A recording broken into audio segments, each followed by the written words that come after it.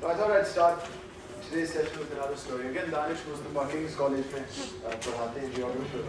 वो जो अपनी PhD कर रहे थे, he was doing his PhD on the power structures of water allocation in Sindh. तो वो research कर रहे थे और बताते हैं कि out in the field somewhere उनको कोई farmer मिले तो उनसे पूछा हाँ भाई किस NGO के साथ काम करते हो? Because वहाँ देहातों में सिंध में if you're not dressed like a farmer, you're either a bureaucrat or you work for an NGO. तो उसको assess करके उससे पूछा हाँ जी बताएं किस NGO के लिए काम करते हो? तो मैंने समझा मैं NGO के लिए काम नहीं करता, मैं दरअसल रिसर्च कर रहा हूँ PhD. उससे पूछा अच्छा PhD बताएं जी किस? So he explained I'm trying to figure out what the power relations between वो क्या कहते हैं head पे जो farmers होते हैं, tail पे जो farmers होते हैं, availability of water, किस वो सुनते रहे फिर बाद में अच्छा इसके लिए भी PhD देते हैं.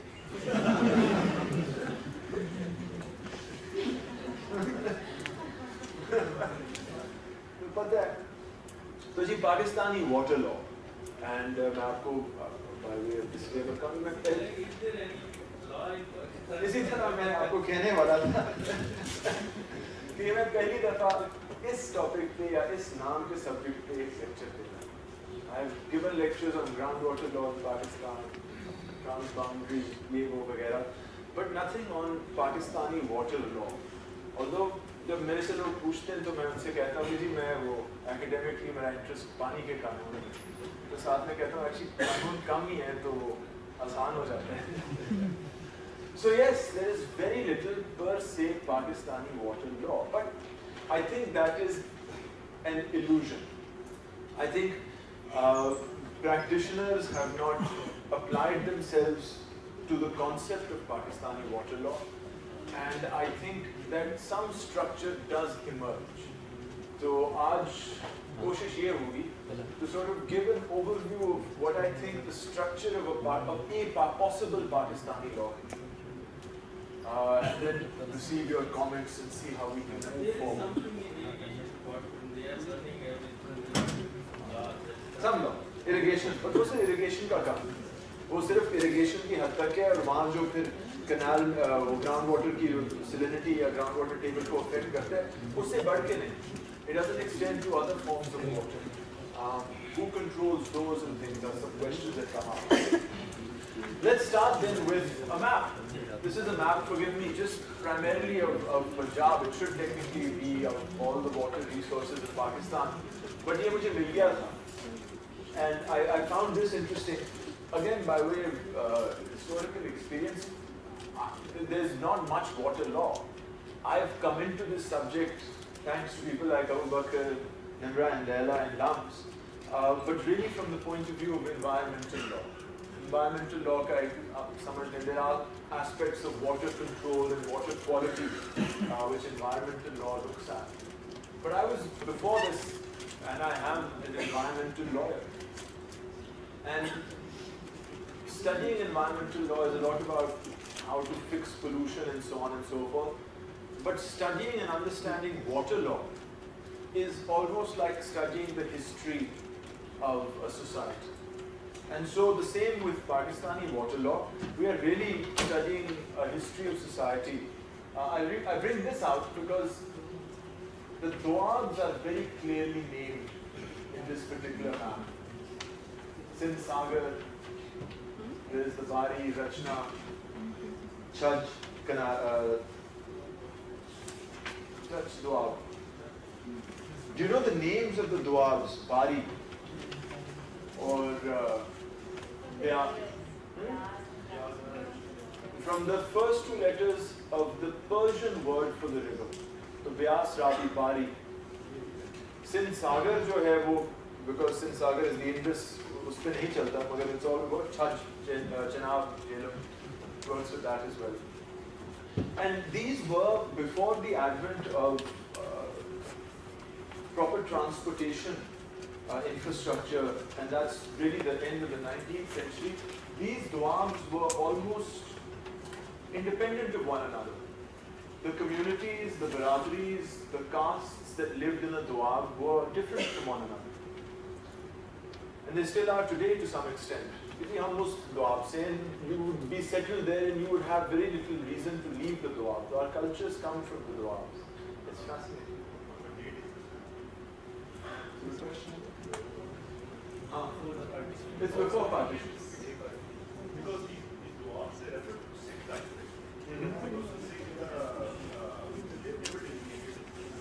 Todar Mal, my friend, the Prime Minister of the Mughal Emperor Akbar, who gave us not only the concept of the Patwari, but also the Doab. It's an old Mughal system. God bless it. But yeah, we're really talking about the cultures and practices of our people of the Punjab and Sindh at some level. And it's a shame that, well, it's not a shame, it's curious that so much science and application of water has been undertaken by hydrologists and engineers. And yet there's very little research on the legal and social aspects of what's going on. Or after getting a government only thinks about things it can tax, and hydrologists can only think about things they can pipe. But water is much more diverse than this, and its interests are much more diverse. So let's start somewhere. Let's start with water law, with the very basic legal document we have, the Constitution, the primary legal document in Pakistan. Lo and behold, the Constitution of Pakistan does not contain the word water. It contains it twice. So this is not much help. It doesn't contain the word environment at all. But what was interesting is that in 1994, in a case before the Supreme Court of Pakistan, the Supreme Court of Pakistan interpreted Article 9 of the Constitution. Article 9 of the Constitution is our fundamental right to life. Right here, no person shall be deprived of life or liberty save in accordance with law. And in 1994, the Supreme Court interpreted this right to include the right to a clean and healthy environment. So that your right to life was not just your right to be born, breathe a little and die. It included the right to have a clean and healthy environment. And in this way, environmental rights were recognized as fundamental rights of the citizens of Pakistan.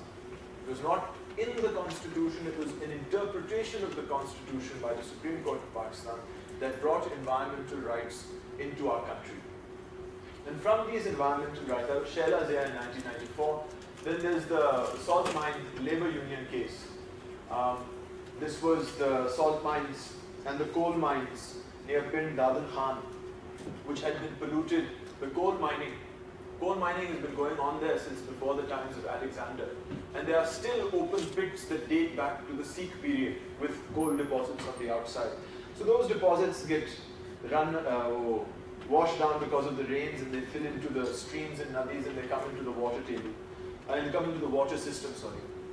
So on a complaint by labor union representatives in the salt mines and the coal mines, the Supreme Court took up a case where again it furthered the interpretation of the constitutional right to life to say that every person has the right to have unpolluted water.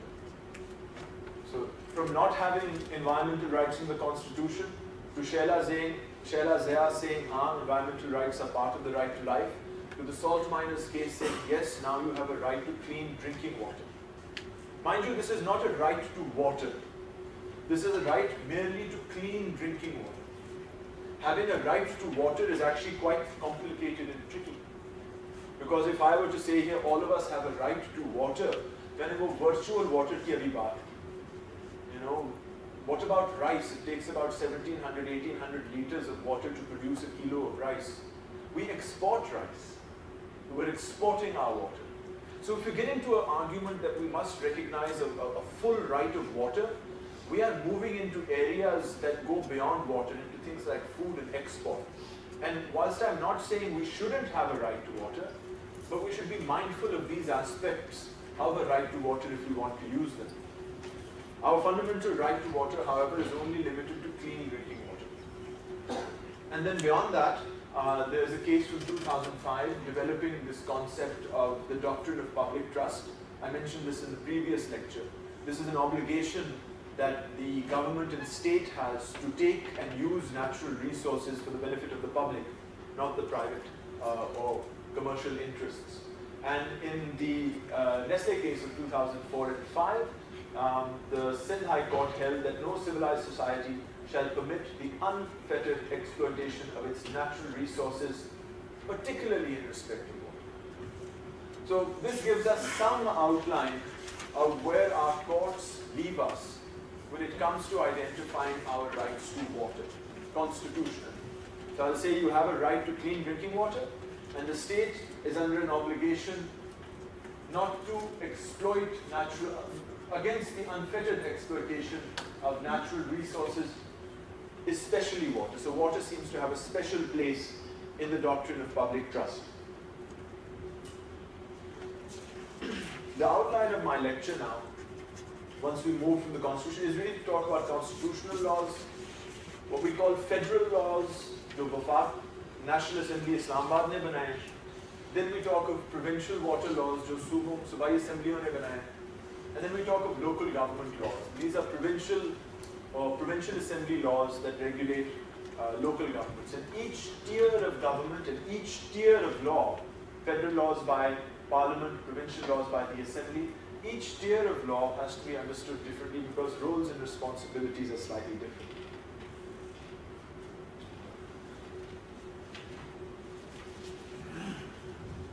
Okay. The first thing to understand when trying to comprehend a water law in Pakistan is to understand the roles and responsibilities of the federal government, the provincial government, and the local government. I believe you are asking a survey mentioning a national water policy. We'll use that as a guideline, this idea that there should be a national water policy. Seems like a good enough idea, but let's see what our constitution has to say about how the responsibilities of the federal government are different from the responsibilities of the provincial government, and what the lawmaking power of Parliament is versus the provincial assembly. This is the heart of federalism. Pakistan is legally not one country. Pakistan is legally a federation of five separate entities, the strength of which makes Pakistan. We are an Islamic republic.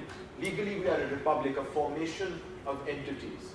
And it is this interaction of entities, the federal government versus provincial government, that is federalism. So now, our constitution says that Parliament may make laws for the whole or part of Pakistan, and a provincial assembly may make laws for a province or any part thereof. That seems straightforward enough, isn't it? Parliament पूरे पाकिस्तान के लिए कानून बनाएगा, सूबाई assembly सिर्फ सूबे के लिए कानून बनाएगा. But to go into more detail, Parliament shall have exclusive power to make laws with respect to any matter in something called the Federal Legislative List. And provincial assembly shall not have power to make laws with respect to any matter not enumerated in the Federal Legislative List. So this is very important. Parliament can only make laws that are in this list, and provincial assemblies can make laws that aren't mentioned in this list. So the big question is, where does water fall? Is the subject of water listed in the Federal Legislative List? Because if it is, then Parliament can make laws about it. If it is not mentioned in the Federal Legislative List, then only provincial assemblies can make laws about it. And this raises a very important question about a water policy in Pakistan. What if, for instance, water is not part of the Federal Legislative List?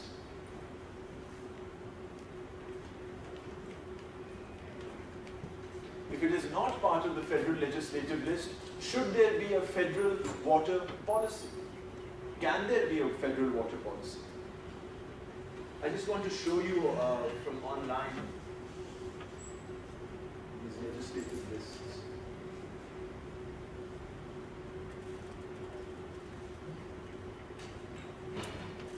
ये है जी the Federal Legislative List.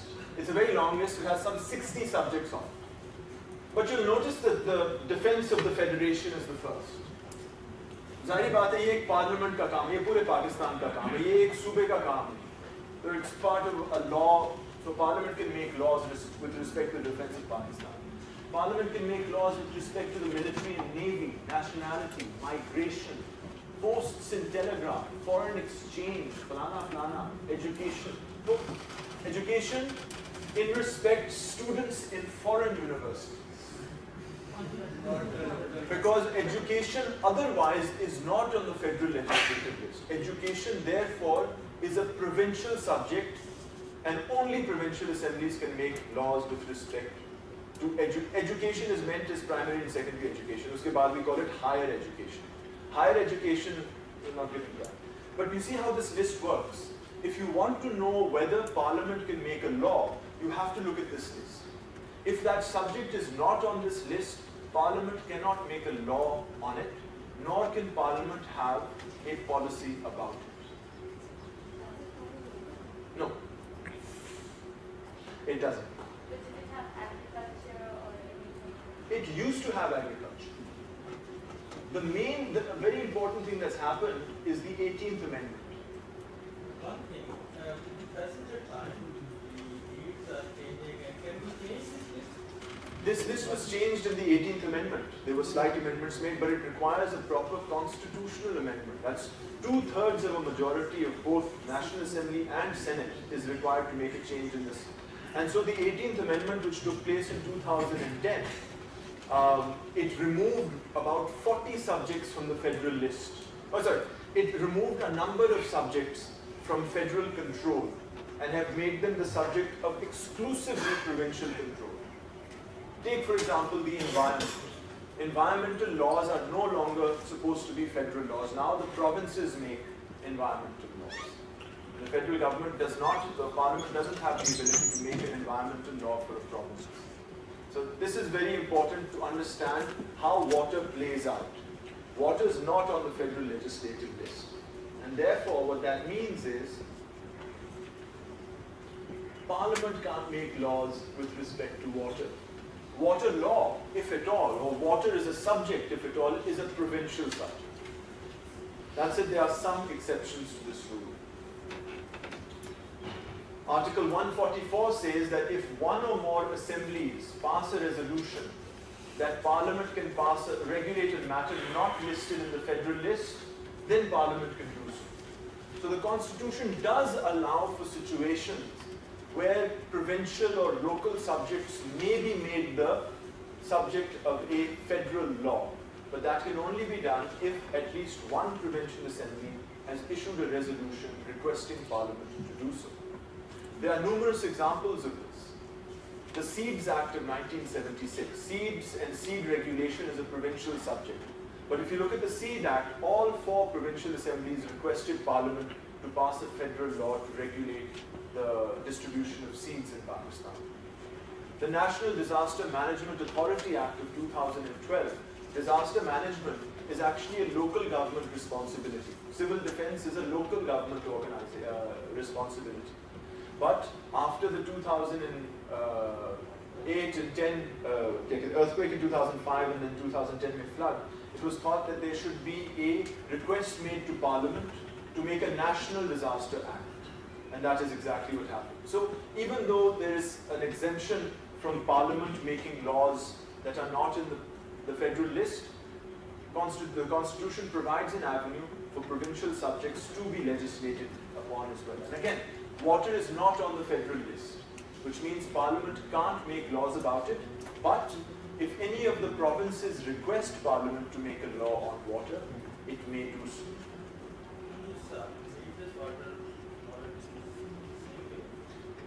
Coming to that in just a second. But federalism is very important. This relationship within the federal government and provincial governments are very important. And the Constitution has a framework whereby the 4 provincial entities or the 5 provincial entities can interact at a single platform. And that platform in our Constitution is called the Council of Common Interests, the CCI. The Council of Common Interests consists of the Prime Minister, the 4 Chief Ministers, and 3 members of the federal government to be nominated by the Prime Minister. By law, they're supposed to meet, I think, once a year or twice a year. But in practice, they have not met. Well, they met recently and then they haven't met for 2 years. So their meetings, the meetings of this forum is also very contentious. Because इसमें census के issues आ जाते हैं, KPK के independent issues आ जाते हैं, Balochistan brings its issues to the table. This is a very important, you could almost call it dispute resolution platform for the provinces in this federal system. Now, the Council of Common Interests shall formulate and regulate policies in relation to matters listed in Part 2 of the Federal Legislative List. Now I've taken out item number 3 of Part 2 of the Federal Legislative List, and it says that the development of industries, including the Pakistan Water and Power Development Authority, will be something that the Council of Common Interest formulates and regulates policies on. So while water is not a federal subject, the Council of Common Interest may determine policies with respect to WAPDA. And because WAPDA is or was a vertically integrated water management organization, you could say that the federal government, through the Council of Common Interests, had some means to control water. But outside this, the federal government has no business regulating water.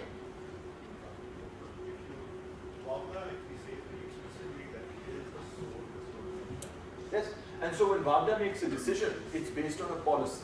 And that policy has been formulated by the Council of Common Interests, which contains in it the chief ministers of all the provinces. So you get this democratic representation in the policy making for water in WAPDA through this mechanism. The reason that WAPDA makes this is because the Council of Common Interest has given it the... Yes. The Council of Common Interest is also, I said, a dispute resolution mechanism. Because Article 155 says that if the interests of a province, the federal capital, or any federally administered tribal area, or any of the inhabitants thereof in water from any natural source of supply have been or are likely to be affected by any executive act or law, or by the failure of any authority to exercise its powers, the federal government or the provincial government concerned may make a complaint in writing to the council. This is very important. So it says that if any province or its inhabitants' rights to a water natural source of water are prejudicially affected, please note that only the federal government or provincial government may make a complaint. Individuals cannot make a complaint to the Council of Common Interest. So it has to be a complaint of a substantial nature that a provincial government would want to take up. And let me give you an example. Only a few days ago, in a significant development, the Sindh government has finally agreed to help meet growing water. I'll come to this in just a second. I need to discuss it first. But the Council of Common Interest is a very important dispute resolution mechanism for complaints regarding sort of the impingement of natural sources of water.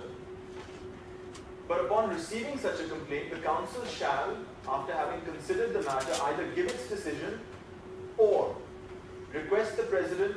I don't know if our Prime Minister and 4 Chief Ministers have the technical wherewithal to actually resolve these issues. But if they don't, they may request the President to appoint a commission consisting of such persons having special knowledge and experience in irrigation, engineering, administration, finance, or law as a commission. So you may refer the matter to the commission, and after considering the report and supplementary report of the commission, the Council shall record its decisions. So what an interesting dispute resolution mechanism.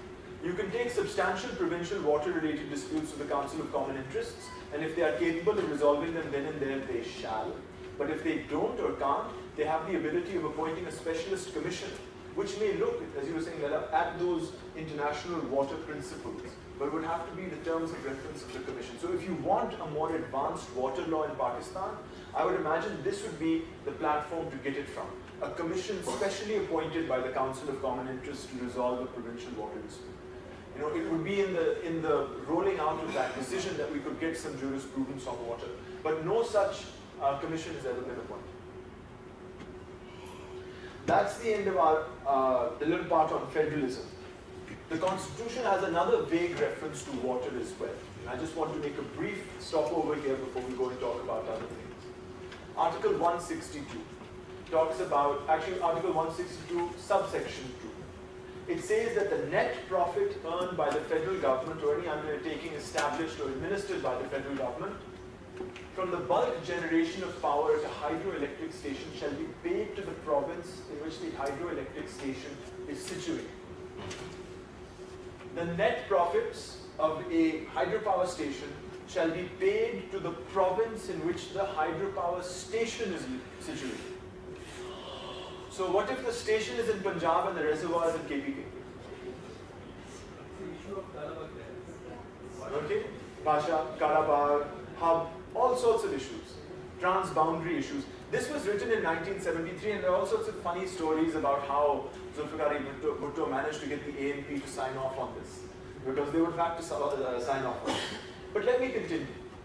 It explains and says, for the purposes of this clause, net profit shall be computed by deducting the revenues accruing from the bulk supply from the bus bars of the hydroelectric station at a rate to be determined by the Council of Common Interests. The operating expenses of the station, which will include any sums payable as taxes, duties, falana, and depreciation, and so on.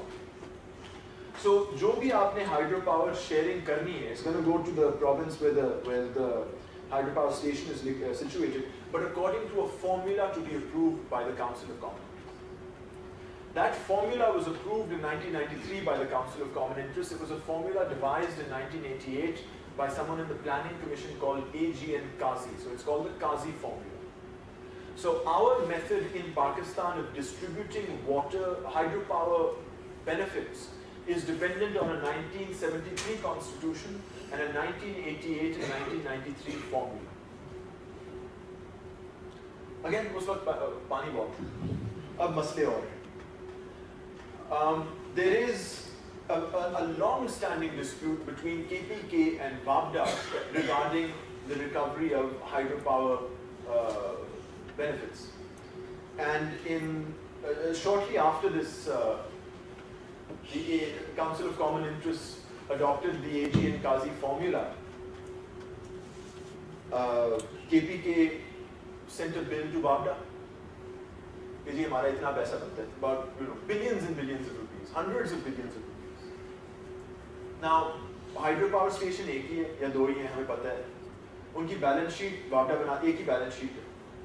So you would imagine that this claim would be fairly well backed. But I was surprised to find that WAPDA turned around and countersued KPK for hundreds of billions of rupees as well.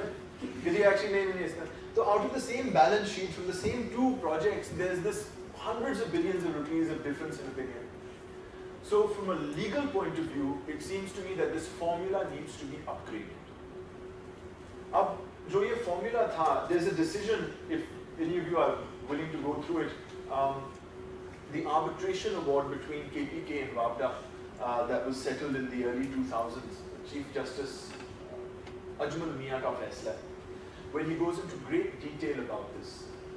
What's happened is that when the Qazi formula was put into place in 1988 and approved in 1991, Pakistan's share of hydropower in its overall energy mix was much larger than it is today. Today, Pakistan's energy mix is now dominated by natural gas, furnace oil, and I think only 18% is hydropower. So that energy mix shifted. And because that energy mix shifted, the hydropower benefit formula grew outdated. I would think some applied calculus would be able to find a solution to this problem. Nothing more than that.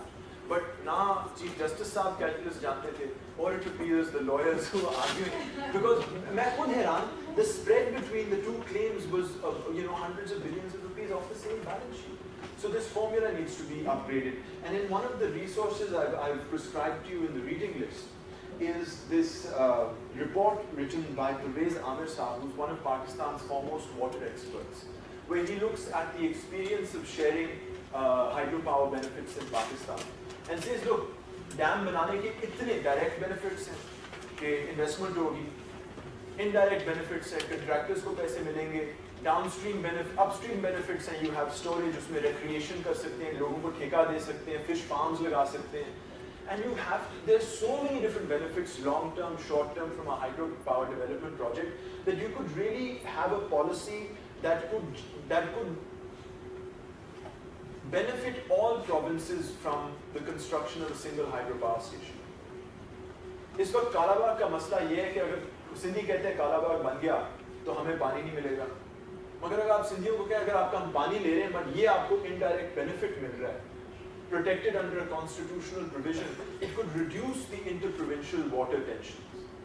So although there is no law on this, a law on this could reduce tensions, or an improved law on hydropower benefit sharing could reduce inter-provincial tensions when it comes to the construction of large storage reservoirs and hydropower tanks, specifically Kalamar.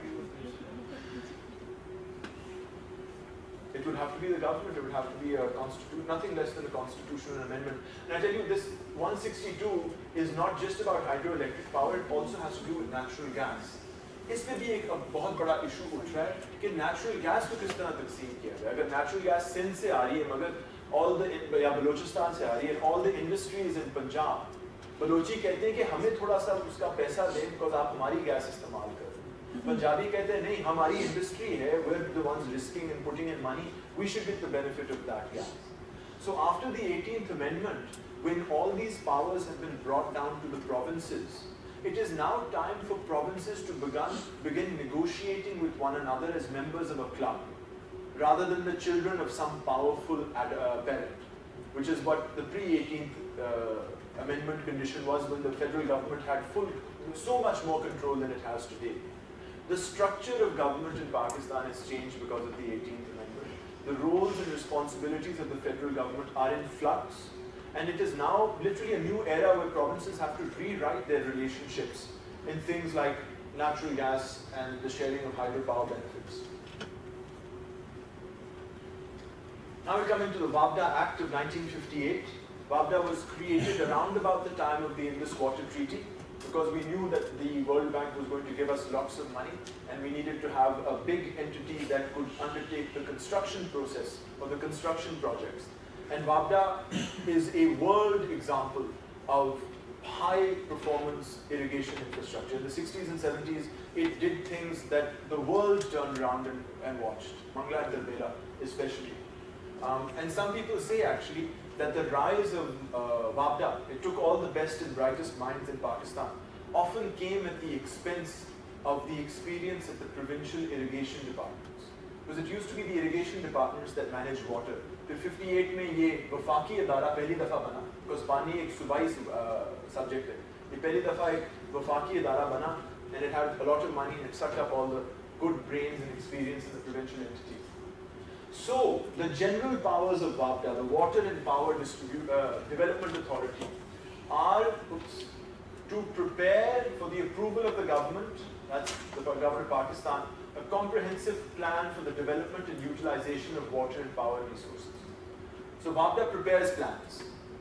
और वो plan जाते हैं हुकूमत के पास for approval. The authority may frame a scheme for a province or any part thereof for all or any of the matters. Irrigation, water supply, drainage, recreational use of water, bijli, flood control, waterlogging, navigation. This is huge powers that WAPDA now has over water resources. Huge powers. It's a federal institution, but do remember its policies and practices come from the Council of Common Interests, which has democratic provincial participation in it. Beyond this, the WAPDA Act says that subject to the provisions of any other law, the authority, WAPDA, shall have control over underground water resources of any region of a province and the operation of powerhouses and grids.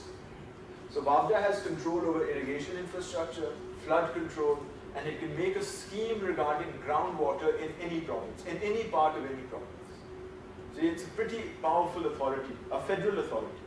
WAPDA is under Act. WAPDA is under Act. And sometimes it also exercises policies. How it works there? So WAPDA की policy would have to be approved by the Council of Common Interests, because वो कानून में लिखा हुआ है कि the Council of Common Interest shall formulate and regulate policies in relation to matters in Part 2 of the Federal Legislative List. और यहाँ है number 3 of Part 2 is development of industries including WAPDA. So इनकी policies जो हैं अगर बनी, they have to be approved by the Council of Common Interest. फिर वो उसको execute कर सकते हैं. ये हमारा WAPDA, it's a huge big organization. It no longer deals with power. It only really deals now with dams and irrigation infrastructure. It's not what it used to be. But that's a subject for another lecture perhaps after we finish. Now we have the Water Apportionment Accord and IRSA that I wanted to talk about. Yes. The Water Apportionment Accord is a remarkable document.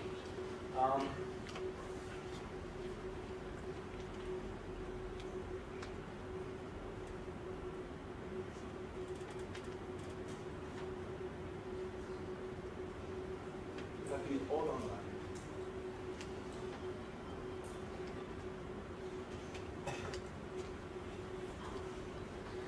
1991, the Prime Minister brought the Chief Minister of all the provinces together, along with their irrigation ministers and finance ministers.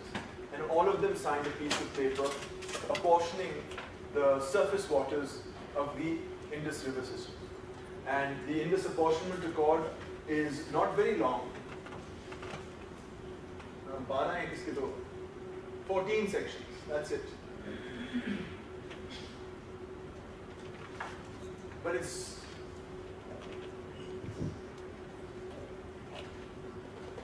in light, paragraph 2 and 14b are the ones to remember.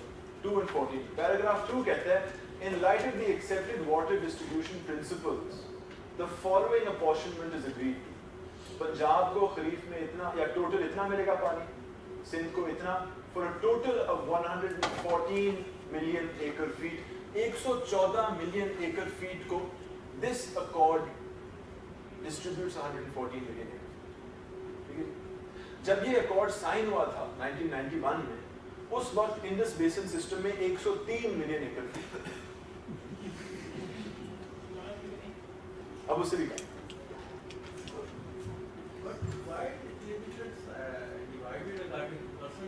Because, and this it took me many years, someone whispered this in my ear और मुझे समझ आ गई. The Indus Apportionment Accord was a step towards the construction of Calabar Dam. Because the Prime Minister said, if we can get to 114, which is Calabar, we will be able to apportion it. So this, you have to understand, people don't understand, this was a step towards Calabar Dam. But at the time it was executed, there was not 114 million acre feet in the system. Okay? There were only 103. So as a result, this number 2 paragraph has never been applied. So let's talk about the fourth thing, balance. Balancing we talk about. Yes. So there is a reference set point and then the balance is Where we are not hitting the sort of 114 million acre feet assumption, then 14b kicks in. The record of actual average system uses for the period 1977-82, this is when after Tarbela was constructed, the amount of water in the system. So they're taking that as the baseline criteria, would form the guideline for developing future regulation. I don't want to, here we move out of law and into practice, because what happened after the Indus Apportionment Accord is that in order to regulate the Indus Apportionment Accord, the Indus River System Authority Act was passed, IRSA Act, which created IRSA, the Indus River System Authority, and IRSA's responsibility is to enforce the provisions of this apportionment accord. But because we haven't reached the 114 million acre feet condition, IRSA actually regulates now mostly under 14. Mostly under 40, और यहाँ फिर वो मसले शुरू हो जाते हैं. अब वो, there are many. I've actually suggested one of the suggested readings for this course is something. Did you work on this? It's one of the best papers you're going to read about IRSA. एक ही चीज़ है उसमें Indus Water Treaty सब कुछ आता है. You just have to read that and you're good to go. But you'd be amazed at the types of calculations that are being used by IRSA. वो करते ये हैं कि for the रबी सीजन में assessment होती है ना, तो वो रबी सीजन का रेनफॉल असेस करते हैं कि इस साल के रबी सीजन में इतना रेनफॉल. ठीक है जी. अब let's compare other past years where that much rainfall came. That could be completely random. 5 साल पहले हो सकता था 3 साल. They take that year where there is similar rainfall and they look at the corresponding Kharif season's rainfall and say अब चूंकि इतना rainfall उस रबी के बाद खरीफ में इतना आया था, हमारे अब खरीफ rainfall में भी इतना ही आएगा. You know, it's quite ad hoc because it doesn't take into account climate variations or the changes of the monsoon and things like that. It's very ad hoc. And so, you know, whatever formulas IRSA applies, it's dependent now less on law and more on who the members of IRSA are. If Punjab can have a majority on the board of IRSA, 14B will be interpreted a particular way. Agar chairman IRSA Sindh se hain, to 14B will be interpreted differently. There's just another also narrative about this accord. Unlike the English Waters Treaty, this accord was formed for Calabar. Not that this accord came to be first and then they thought let's make Calabar. They decided let's make Calabar. What do we need for that? And they reached consensus. And that's why they have, which is why this is just a one-page document. They don't really 14 columns. Whereas in the Indus Waters Treaty, it was an institution that was formed before the treaty, and then the replacement works and all the infrastructure came forward. So it talks about institutions and infrastructure in one. Institution came first, and then for the infrastructure. Whereas this is just let's do this quickly so that we can get the infrastructure. I'm running out of time, and since I have to tell you one story. I had this fantastic story about the water apportionment accord. So let me find it for you.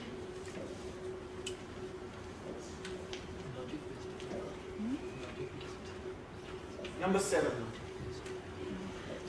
Minimum escapage below Kotri. 10 million acre feet. This was a huge thing because this was minimum flows, environmental flows. I understand WWF Pakistan lobbied very hard to have this put in. The first time environmental flows are made part of the consideration of water apportionment or management in Pakistan. But 10 million acre feet. Achha, the story is that the chief minister of Sindh at the time was someone called Jam Sadiq Ali.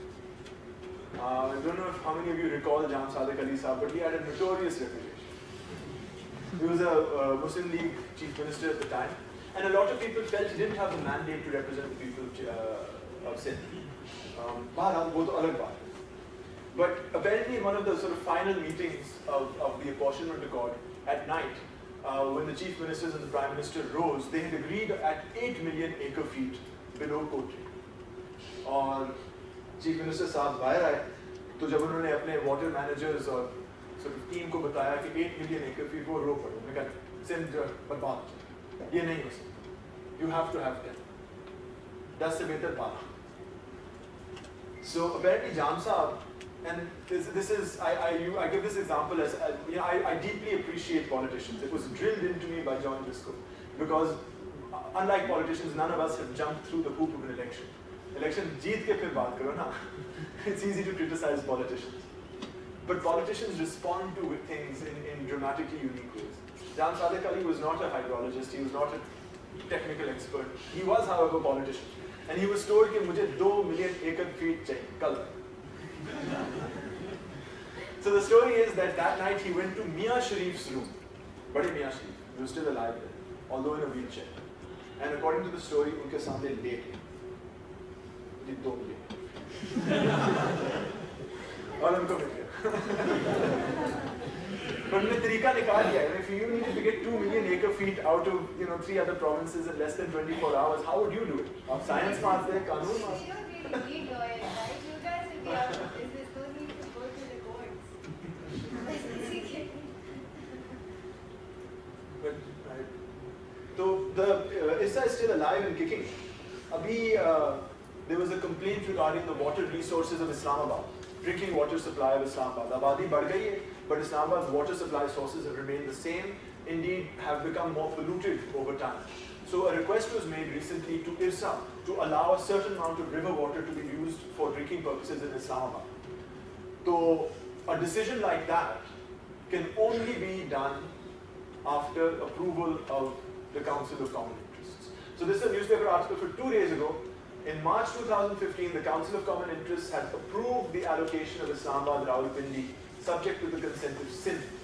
And Sindh, it appears, a few days ago, has given consent, and they are giving, it's not very much water, 74 cusecs of water to, for drinking purposes. This is politics, and you wonder what the trade-off was and what Sindh got in return for this. But the IRSA still works, and the Apportionment Accord is still alive and amongst us. It is nevertheless it's a dramatic and important document because it sets down allocations. Lawyers like clarity. I like it when it's said, this is what the right is, this is who's going to decide it, even if it means the Chief Justice of the US Supreme Court and a professor of MIT. I like that because it takes risk out of the equation. So one of the great things about IRSA is that we do have, it's an allocation water law for the provinces, and it was agreed upon by all the political entities. As a democratic achievement, it's quite an achievement. So that's IRSA. This is the third of the federal laws I want to talk about, the Easements Act. Easements are a property law subject. They're not even a water law subject. And they are, I've taught property law at LAMS.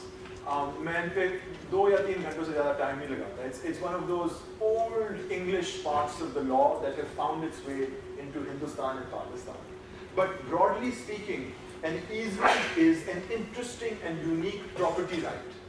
जब हम property rights की बात करते हैं, we usually talk about the rights of the property that you own. ये मेरी ज़मीन है, मैं इस पे ये चीज़ें कर सकता हूँ. But an easement is unique because it is a property right you have on someone else's property. ये building ना बनाओ, you will violate my right to privacy. ये नाला मत बंद करो, मेरा पानी रुक जाए. Easements come from this branch of the law, and they are from England. They were developed by the common law jurisprudence of the English courts, and they were brought to Pakistan, to India, in 1882, wholesale.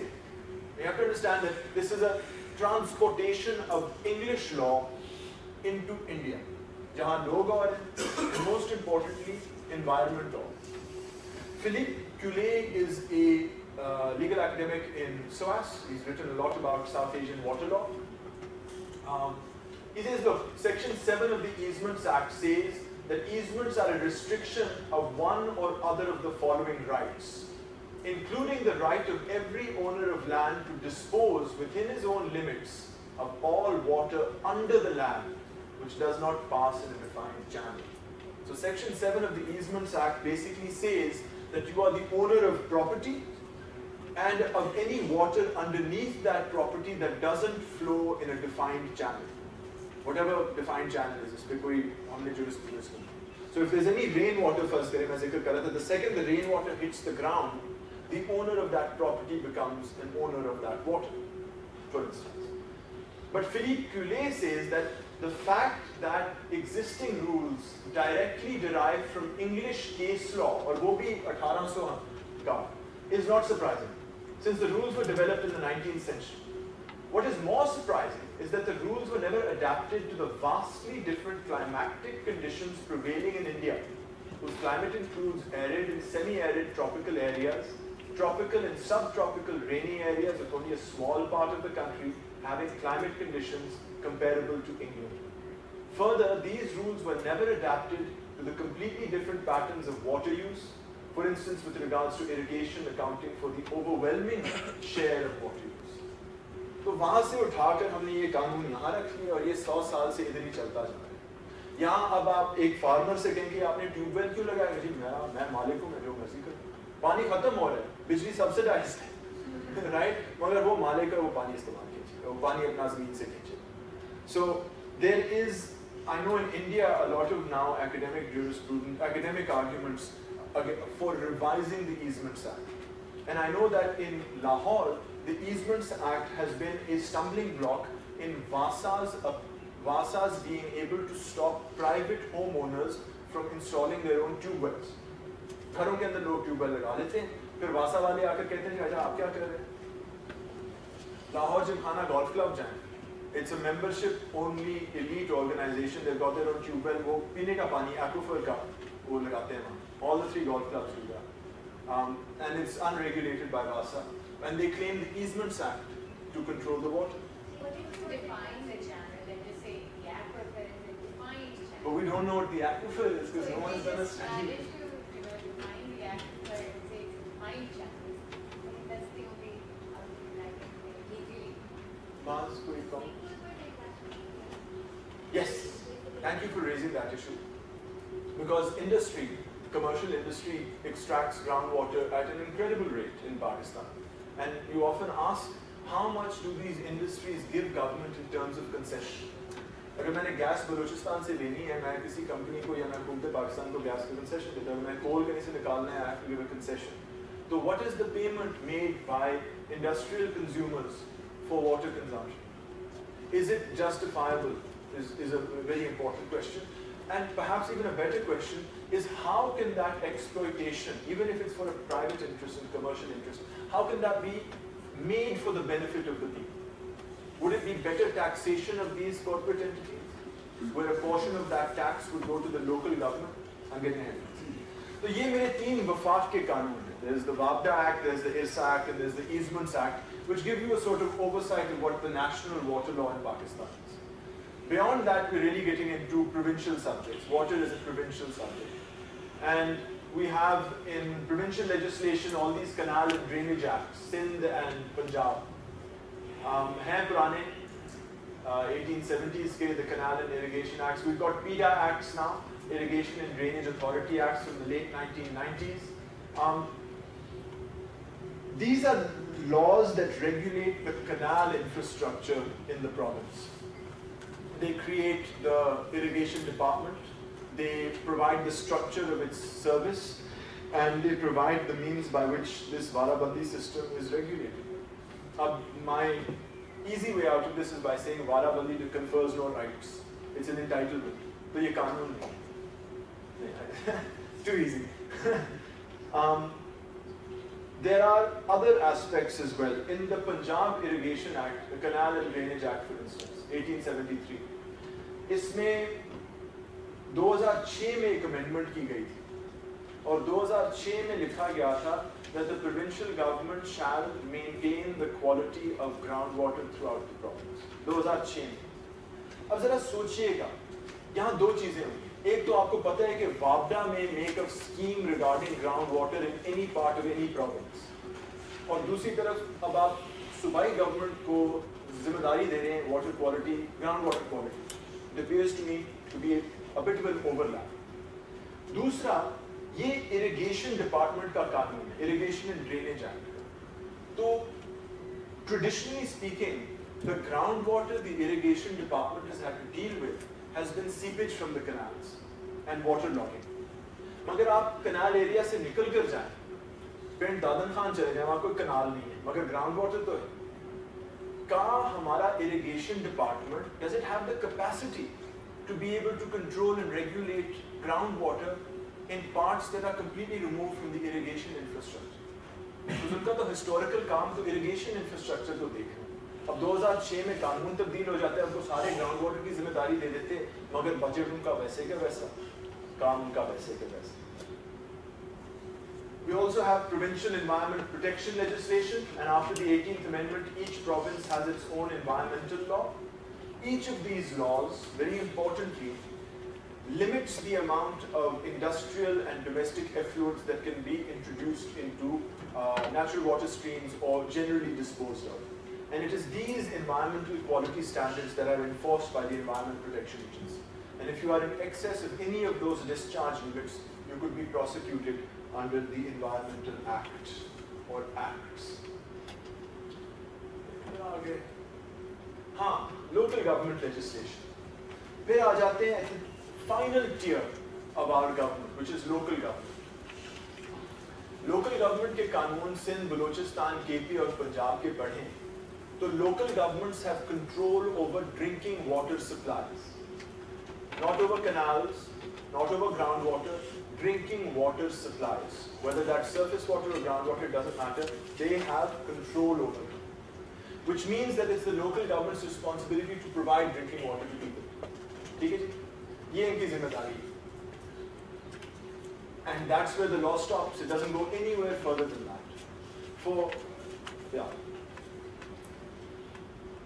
I was going to go on if we had more time. We have till 4:30. Oh, forgive me. Okay. Then we should come back to this. Water pricing is very important. Yes. So, for example, when you say Muhammad, it's like a canal. Right in the back of the canal is a battery filter. Okay, drinking water supply can be your canal. We have other centers in the mountain. Essentially, they're sucking up water from the canal to provide drinking water. How is this possible? What is mandatory? It's a good question. I don't know. Actually, वो the table की setting है वो completely understood है और directly I mean of course इसमें कुछ ना कुछ तो होगा. But you say you get applicant wants a picture, until one get to find it. Until find it, they should find it.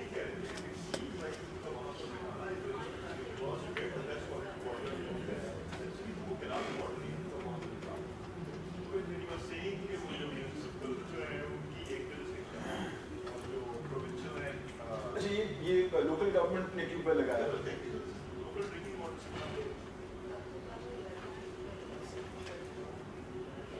ये वाली चीजें तो मतलब बाहर के मुल्कों में टेक्सास और कैलिफोर्निया में वो सिर्फ साथ ही रिवर के लगा लेते हैं और पानी वहाँ से ले रहे हैं there's no law. तो फिर they can't monitor cricket और बात. नहीं, कनाल का जो पानी है वो तो आप इजाजत के बगैर इस तरह ट्यूब नहीं निकाल सकते.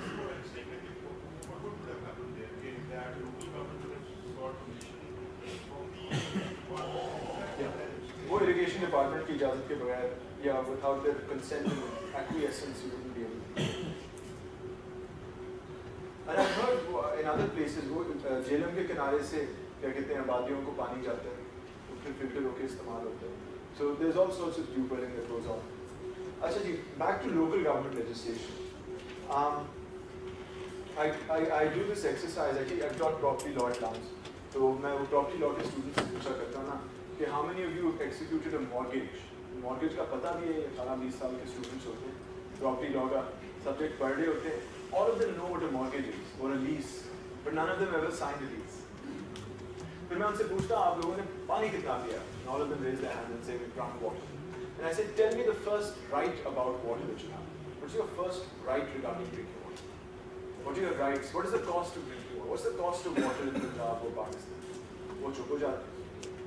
That's very interesting because it's like a disconnect. Well, you have these young bright people who seem to know more about things that don't affect them and yet know nothing about things that directly affect them. तो वो शायद शहर में रहने का मसला हो. शहरी बच्चे से पूछे ना चिलगोजे कहाँ से आते हैं? कहेंगे तो कहाँ से आते हैं? Could be that. Why am I going with this?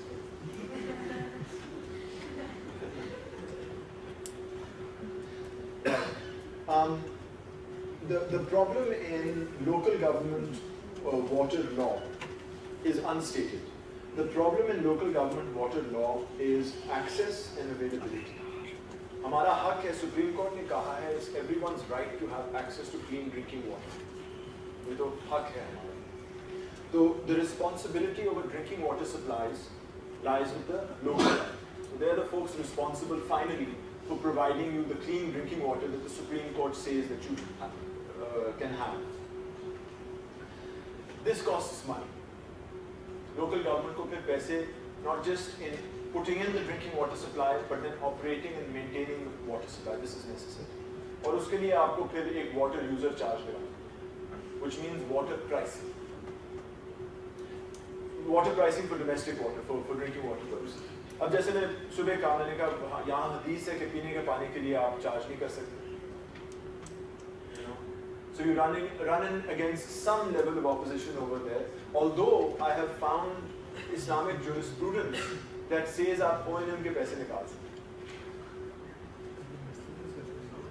O&M के पैसे निकल सकते. मगर वो installation वगैरह के ना उसके आप पैसे निकल सकते. But in a place like Lahore, where you look at the amount of water discharged into the Ravi as a measure of the amount of water extracted from the aquifer, or it is anywhere between 1400 cusecs to barish mein or monsoon mein, it will be 3,500 cusecs of water that's being discharged, waste is being discharged into the Ravi. It's an immense amount of water. So clearly, that if you value the resource, we could quantify how much money in terms of water is being discharged or being consumed by Lahore. Magar ye exercise, you've got to charge for water. How can you charge unless you have meters? Lahore mein peene ke pani ke saath, I think not more than 6% of connections or 10% of connections have meters. By and large, you have water rate hota hai, and the water rate is set by Vasas not according to water consumption, but to the annual rental value of your property. तो पानी आप जितना मर्जी इस्तेमाल करें या ना करें, तो आपके घर के रेंटल वैल्यू के साथ आपको महीने का बिल बेचा करेंगे वासा वाले. So there are huge problems here because again you're not appreciating the value of the water. There's a huge amount of misuse that's going on, and what happens because of this, लोग कहते हैं it's a subsidy, हुकूमत subsidy दे रही है for drinking water.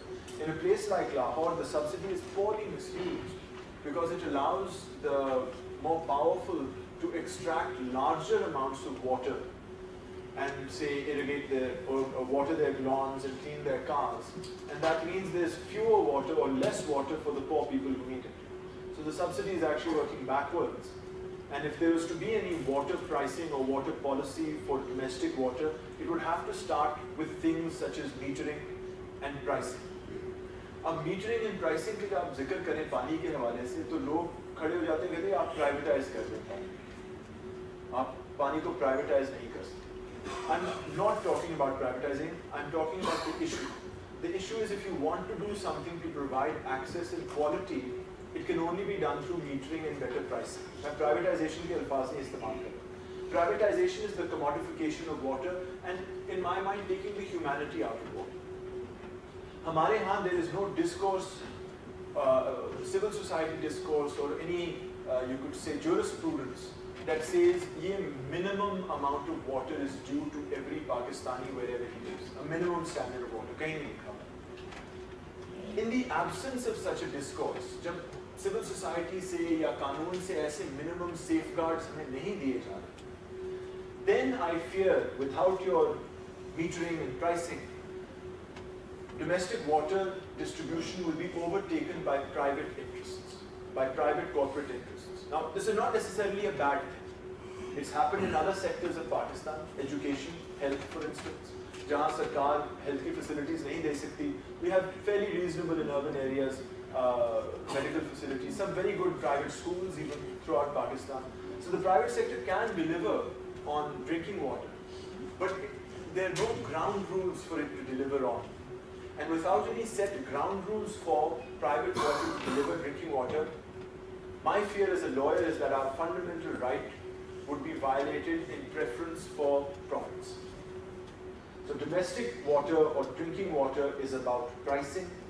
Pricing is very important because we need to have a discourse about what we believe is the minimum amount of water we should pay for our usage. इस discourse के अंदर मुख्तलिफ चीजें आ सकती हैं कि गरीब आदमी को आप 50 लीटर मुफ्त दे दें, स्लैब लगा दें, फिर आप कहें कि जी जो 120 लीटर से ज़्यादा इस्तेमाल करेगा दिन का वो इतने रुपए यूनिट देगा, अगर इससे ज़्यादा इस्तेमाल करेगा 5 times the amount. You can have these staggered rates and various policies that you can have in place, but वो policies एक democratic mandate या कोई political process से आती है, और अगर वो आवाज़ हमारी civil society में नहीं है, then we are at risk of it being replaced by other interests.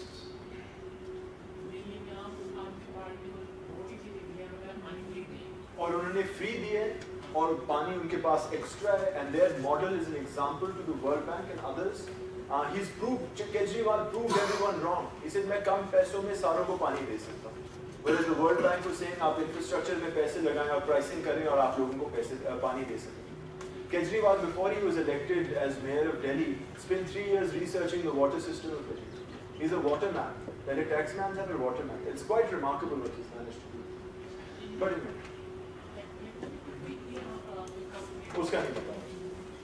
Let me just conclude with a couple of other points regarding environment and water. You should know that at this point, every other Pakistani in a hospital today is there because of some water-related ailment. This is not my statistic, this is a UNICEF statistic. Pani kharab pi liya, ya diarrhea, ya cholera, ya typhoid. 50% of the admitted patients are there because of some water pollution. And that happens because we quite often take industrial effluent or put our domestic effluent into water bodies and discharge them into other water bodies. This has an immense health cost. I mean, this is somebody irrigating his fields near Gujranwala with this industrial effluent that's, पता नहीं इसमें क्या है, पर उसमें खेतों में ये झाग इस्तेमाल कर रहे हैं. I mean, it's unbelievable. And this has serious repercussions on health. People are interacting with this sort of thing. This is a case of fluoride poisoning in Kasur. The woman on the right isn't more than 30 years old, but the conditions of the bones and the skin as a result of the impure drinking water is intense. The children that are born, their bones aren't strong enough to support them. Kasur mein they're called dancing children, because they walk like this. And that's because of polluted water. Again, every other Pakistani in hospital today is there because of water-related problems. It is an endemic issue. We had some experience trying to do something about it recently when it comes to the Ravi. The Ravi is the smallest of the rivers in Pakistan, yet it contributes nearly 50% of the pollution load of the Indus River. It means it's the most polluted river in Pakistan. And that has to do with the fact that it has Faisabad and Gujranwala and Lahore polluting into it. But Lahore is by far the largest industrial area polluting into the Ravi. So Lahore is the major polluter of the river Ravi. And if you want to go further into that, it's the Hadiara drain, which is the single largest polluter in Lahore of the river Ravi as well. And all of this is from 2012. There are more drains. These are the 11 drains that discharge effluent, domestic and untreated industrial effluent into the river Ravi. And their sizes, Hadiara is the largest, 500 odd cusecs. और इसका देखें, BOD, look at this. I think 85 is the limit. So, yeah. Now, some of the quantities change because the Mahmood Booty drain there might be more industrial activity. So उसकी वजह से उस drain के अंदर chemical characteristics थोड़ी सी different हैं. But we're just contaminating the river Ravi, making it the most polluted river in Pakistan. There are 12,000 industries in district Lahore, and not a single one has a small and medium industry in district Lahore. Not a single one has a effluent treatment plant. The big industries, there are 28 industries that have wastewater treatment plants. Only 28. We have lost 42 species of fish in the river Ravi on account of it not having any water in it. There are two reasons for it. एक तो हिंदुस्तान से पानी divert हो गया, so there's no natural flow in the Ravi. There's no flushing that can take place. Or then as the Ravi crosses Lahore, we put all of the sewage of Lahore into it and it becomes an effluent drain. And it goes down to the Balochi headworks over here, where it's diverted southwards towards the Sutlej and goes there to irrigate lands as well. There is now growing evidence that heavy metals are being absorbed through the soil and finding their way into food crops. The evidence of this is actually been proved in Sindh. There are people working on it in canals and areas in Punjab as well. So there was a civil society petition to do something about the river Ravi in 2012. Or the High Court ने कहा कि जी आप find a way. The High Court formed a commission and it sought directions. It made a commission to propose a sustainable roadmap to restore the natural ecology of the river Ravi. It had all sorts of members, high-sounding names. Did some investigations, and as a pilot project, proposed to put up on 50 acres of land. This is the ring road heading towards the Babu Sabu interchange and then the motorway. This is Sabzazar. So उसके साथ ये हमने ज़मीन identify की. Within this red area, this is land owned by Vasa Lahore, we identified 50 acres where we could treat as much as 10 cusecs of wastewater. This would be domestic effluent coming from this community over here using a very low-cost bioremediation method. This is not to clean the Ravi. Ravi में 1200 से 3500 cusec पानी होता है. हम सिर्फ 10 cusec की बात करें. So by no claim was the River Ravi commissioned to clean the River Ravi. It was merely a pilot project. But it was supposed to be 3 or 5 crores. It was supposed to take 3 months to put up. It was supposed to be next to the ring roads that when you drove past it, you could see the lovely bioremediation plant. It's a lovely, it's basically a man-made swamp. So you can have different plants that the roots of which absorb all sorts of contaminants, including detergents. I believe they break down some detergents. And 2012 से लगे हुए आ रहे हैं. We found that the government of Punjab had started negotiating with JICA on a waste treatment plant in 1988. And in 2012 wrote to JICA saying it no longer wanted to pursue the wastewater treatment plant funding by Japan. Then the government of Punjab changed its policy and said it was going to launch a River Ravi redevelopment project that was going to clean up the River Ravi. वो भी उन्होंने 3 साल project float किया, उसको भी वापस ले लिया. So since 1988 to date, the government of Punjab, which is responsible under the doctrine of public trust to maintain natural resources, hasn't spent a rupee on wastewater treatment. And as a result, the River Ravi is the most polluted river in Pakistan. And every other Pakistani hospital today is there because of water-related disease. So I'll end my talk here. I tried to stretch an hour and a half of Pakistani water law. Ban gaya. Thank you for your attention. If you have any questions or comments, please ask.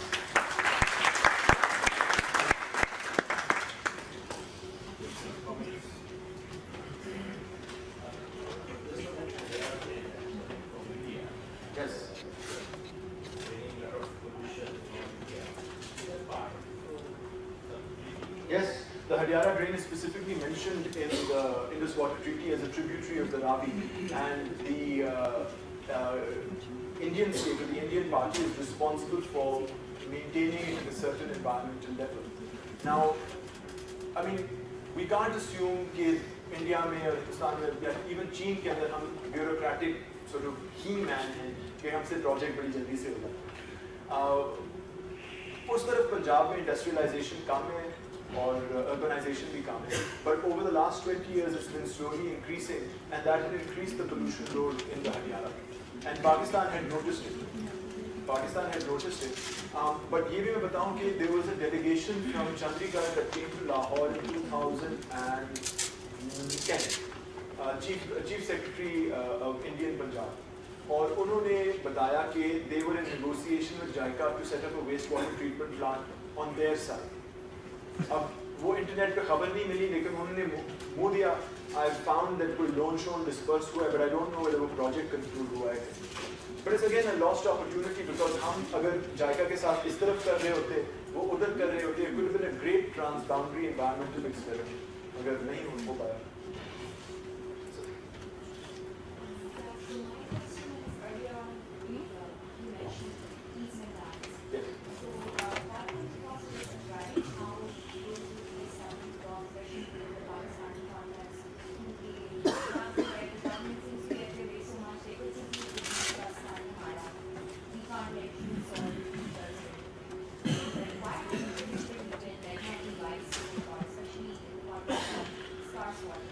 Yeah. No, there are people in residential, well, the people in urban areas जो tubewell लगा लेते हैं, and when Vasa comes and gives them a notice saying you haven't done this, they go to court. और अदालत में जो वहाँ से उनको stay order मिल जाता है. This has been the practice again and again because अदालत में कहते हैं जी easement act recognizes my right. So the court says, okay, fine, you can run the tubewell until we finally decide the case. And as you know, वो 10-20 साल लगते हैं for them to finally decide cases.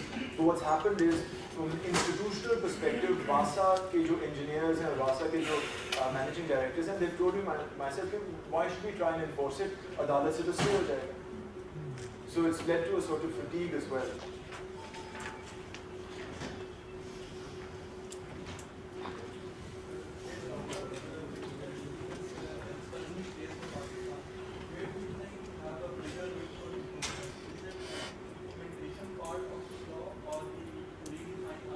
We need to redefine our laws. We need to have some concept of what water law should be. Water law is so different.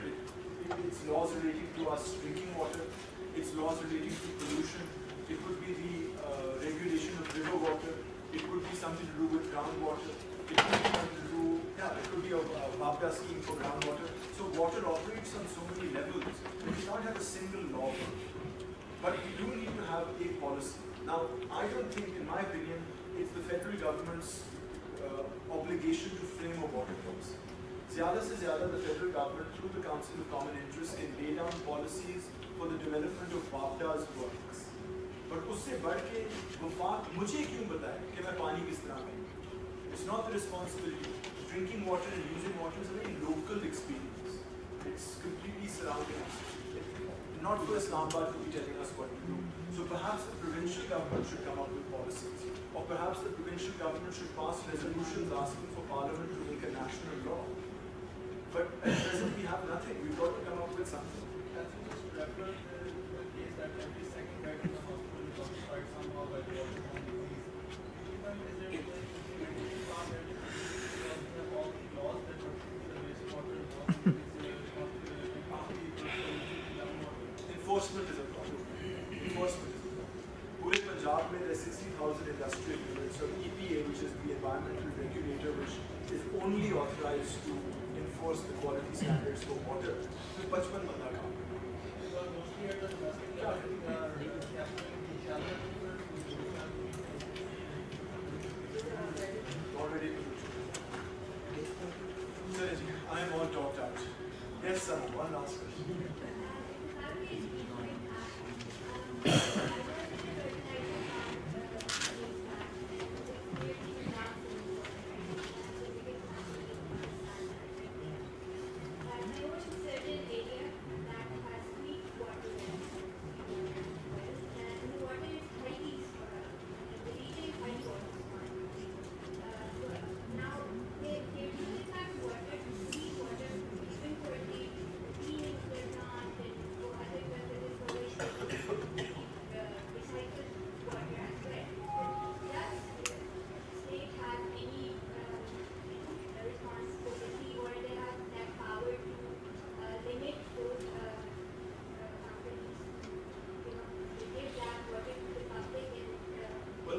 By saying, remember, the doctrine of public trust says that any natural resource should be used for the public's benefit and not for commercial interest. And then there's the SUIT versus Nestle case that says civilized societies take care of their natural resources, especially with respect to groundwater and drinking water. If there is an agreement between the local or provincial government and that private entity regarding the use of the aquifer, then it depends on what the terms and conditions of it are. Otherwise, I feel, under the law, the private entity would claim ownership of that water based on the Easements Act. But remember, the Easements Act is at odds with this concept of the doctrine of public trust.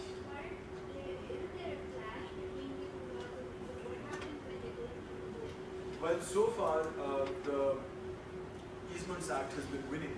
But as it is with these things, as environmental awareness grows in the courts, there's a transition. So I would say as of now, in the next few years, we're going to get stronger environmental inputs in our jurisprudence regarding water.